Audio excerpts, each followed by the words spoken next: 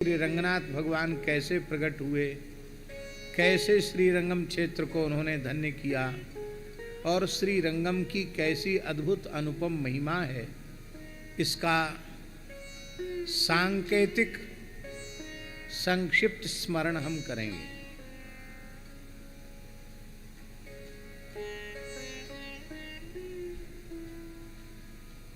सबसे पहले तो हम लोगों को ये समझना है, ये श्री रंगनाथ भगवान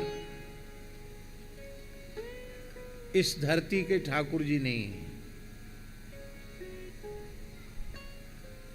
अयोध्या के तो है ही हैं, पर अयोध्या से पहले यही वैकुंठनाथ हैं।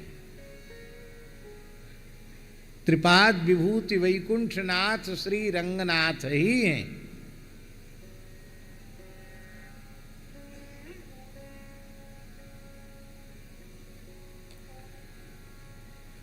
और यही त्रिपाद विभूतिस्थ वैकुंठनाथ श्री रंगनाथ भगवान ब्रह्मा जी को प्राप्त हुए और यही श्री रंगनाथ भगवान अयोध्या में विराजित हुए और रंगनाथ भगवान वैकुंठ के ठाकुर हैं, इसलिए साक्षात वैकुंठ ही अयोध्या के रूप में अवतरित हुआ। और श्री रघुनाथ जी ने कृपा करके श्री रंगनाथ भगवान को विभीषण जी को दिया और विभीषण जी के द्वारा यहाँ कावेरी तट पर विराजमान किया गया।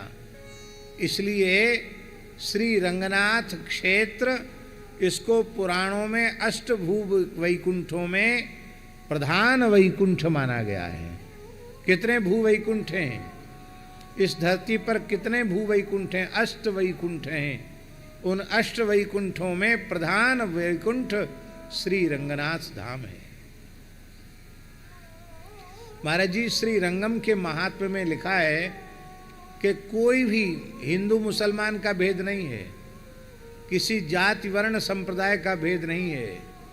कोई भी जीव श्री रंगम क्षेत्र में प्रवेश करता है तो प्रवेश करते ही चतुर्भुज हो जाता है, और जब तक श्री रंगम क्षेत्र की परिधि में रहता है तब तक वह चतुर्भुज नारायण पार्षद स्वरूप ही रहता है। यहां के कीट पतंग पशु पक्षी भी नारायण स्वरूप हैं।